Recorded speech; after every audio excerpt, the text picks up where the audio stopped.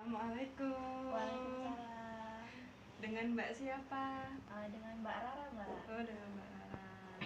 Selamat siang sebelumnya, Mbak.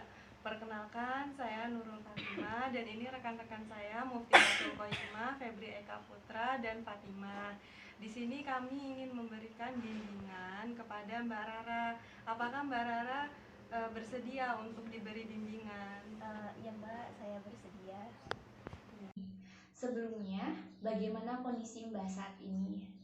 Seperti yang Mbak lihat saat ini, kaki saya masih terasa sakit karena saya baru saja mengalami kecelakaan dan mau nggak mau kaki saya ini harus diamputasi, Mbak. Saya sedih banget, saya merasa sedih dan saya tuh nggak nyangka gitu loh, Mbak, kalau kejadian itu tuh bakalan terjadi sama saya. Apa yang menyebabkan Mbak bisa sampai diamputasi? Kejadiannya itu kemarin waktu saya pergi ke pasar, pulang dari pasar itu, saya kan mau pulang, saya bawa motor, terus saya tuh ditabrak sama mobil truk. Dia tuh kenceng banget bawanya, berlawanan arah sama motor saya. Dia kenceng banget, tiba-tiba nabrak saya, terus saya tuh kaget mungkin ya, terus kepental gitu. Adalah mungkin 5 meter dari tempat kejadian. Terus saya tuh sampai nabrak batas jalan, terus nggak sadarkan diri gitu loh Mas. Terus tiba-tiba pas saya udah sadar itu di rumah sakit, kaki itu rasanya sakit banget, kayak ngilu, pokoknya sakit banget. Terus saya di situ shock, sedih juga iya, kakinya tuh nggak bisa ditahan gitu sakitnya. Terus nggak lama dari saya sadar itu ada dokter sama perawat datang, terus tanya lah saya, kenapa dok, kok kaki saya ini sakit banget, perih, pokoknya sakit banget. Dokternya jelasin lah di situ kalau ternyata kemarin itu kejadiannya kalau kaki saya itu hancur dan pokoknya harus diamputasi. Di situ saya sedih banget dengarnya. Terus ya saya sabar, terus ya udahlah kata dokternya. Sabar ya Mbak, saya tahu yang Mbak rasakan ini sangat sakit bagi Mbak. Tetapi semua yang terjadi kepada Mbak pada saat ini pasti ada hikmahnya nantinya. Jadi ketika Allah sedang menguji kita dengan penyakit seperti ini, artinya Allah sedang menggugurkan dosa-dosa kita juga. Mbak juga alhamdulillah bisa ikhlas, bisa menerima dengan kesabaran yang penuh. Dengan ikhlas, Allah juga akan mengangkat derajat kita, Mbak. Kan kita termasuk orang-orang yang spesial di mata Allah, Mbak. Saya ya ikhlas dengan musibah yang menimpa saya sekarang. Saya yakin ini semua tuh pasti ada hikmahnya dan saya harus tetap semangat. Lalu, bagaimana Mbak melakukan kegiatan sehari-hari selama ini? Kegiatan sehari-hari, alhamdulillah Mbak, saya bisa dibantu keluarga untuk kayak mandi, makan, atau mau minum, atau kegiatan apalah yang mau saya lakukan. Alhamdulillah saya ada keluarga yang membantu, dan alhamdulillah juga keluarga ya ikhlas dengan kejadian yang menimpa saya. Alhamdulillah ya Mbak, kita harus lebih banyak bersyukur lagi. Kita percaya bahwa Allah itu sayang kepada kita. Allah itu memberi ujian kepada kita karena Allah percaya kita masih kuat, kita masih sabar untuk menghadapi ujian ini. Kita juga harus yakin bahwa Allah itu tidak akan memberikan ujian kepada hambanya di luar batas kemampuan hambanya. Jadi tetap semangat ya Mbak. Saya ya ikhlas dengan musibah yang menimpa saya sekarang. Saya yakin ini semua tuh pasti ada hikmahnya dan saya harus tetap semangat. Sebelumnya apa sudah pernah melaksanakan sholat? Kebetulan sudah memasuki waktu sholat. Belum Mbak, gimana saya bisa melakukan sholat dengan kondisi kaki saya yang diamputasi seperti ini? Oh, kalau begitu mau tidak Mbak kami beri bimbingan sholat dengan cara tayamum? Baik Mbak, bisa. Kalau begitu tata cara tayamum akan dipraktekkan oleh rekan saya yaitu Fatimah. Silakan Fatimah, boleh langsung mempraktekkan tata cara tayamumnya.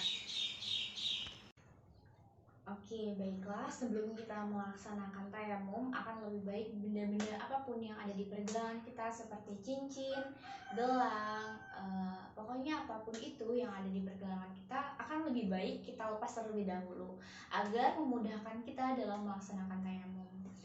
Lalu kita menghadap ke kiblat. Setelah itu kita mulai dengan cara meletakkan kedua telapak tangan kita ke dinding yang ada di sebelah kita. Dengan niat nawaitu tayammum malis istibati sholati lillahi ta'ala. Lalu kita kikiskan. Setelah kita kikiskan, kita letakkan ke muka kita. Nah, kita putarkan. Nah, setelah itu kita ambil lagi ke dinding yang berbeda dari sisi yang tadi. Setelah itu kita kikiskan lagi. Lalu dimulai dari sebelah kanan. Kita mulai dari pergelangan tangan kita yang di sini ke belakang, lalu sampai ibu jari yang di atasnya. Lalu sebelah kiri kita mulai. Nah, sampai ibu jari yang di sebelah yang atasnya ya. Oke, setelah itu kita niat. Asyhadu an la ilaha illallah wa asyhadu anna Muhammadan abduhu wa rasuluh. Allahumma ja'alni minat tawabinika wa ja'alni minal mutatahhiri wa ja'alni min ibadika sholihin walhamdulillahi rabbil alamin. Alhamdulillah Mbak, kita sudah melaksanakan tayamum.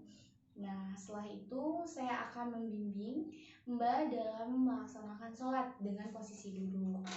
Nah, sholat dengan posisi duduk ini sedikit berbeda dengan sholat yang kita laksanakan biasanya. Yang membedakannya, biasanya kita melaksanakan sholat dengan posisi berdiri, ini kita melaksanakannya dengan posisi duduk. Mungkin langsung aja ya Mbak. Jadi karena Mbak sekarang sudah menghadap kiblat, mungkin langsung kita mulai aja dengan kita niat seperti niat sholat pada biasanya. Sholih Allahu Akbar. Nah, setelah itu kita bacakan Al-Fatihah, lalu sholat-sholat pendek, sholat-sholat yang kita hafal. Nah, setelah itu kita Sami Allahu liman hamidah. Dengan posisi sujud, kita letakkan kedua telapak tangan kita ke dengkul. Nah, kita sedikit bungkukkan dengan niat yang sama seperti biasanya kita lakukan. Nah, Sami Allahu liman hamidah. Lalu dengan sujud, kita lebih membungkukkan. Nah, jika Mbak sakit, jangan dipaksakan, semampunya Mbak dalam melaksanakan sujud. Nah, lalu dengan dua telapak tangan seperti kita melaksanakan sholat. Nah, lalu diakhiri dengan salam dan dilanjutkan dengan doa-doa. Nah, mungkin itu cara-cara dalam melaksanakan sholat dengan posisi duduk. Bagaimana Mbak? Apakah Mbak akan melaksanakan? Baik Mbak, setelah ini insya Allah saya akan melaksanakan sholat walaupun dengan kondisi seperti ini, insya Allah saya akan tetap melaksanakan sholat dalam keadaan duduk. Tata cara sholat dan tayamum sudah kita lakukan bersama-sama.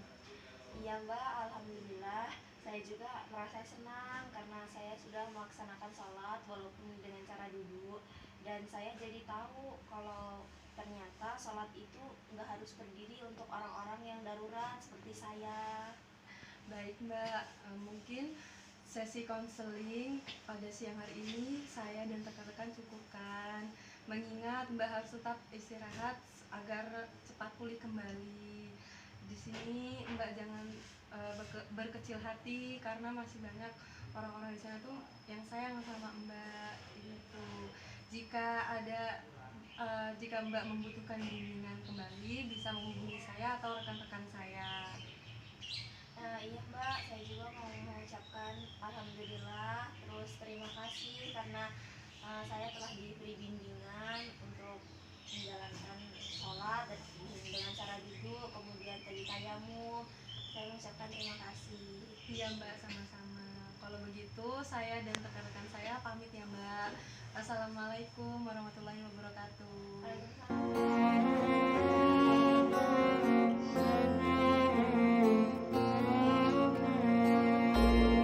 Sallallahu ala Muhammad.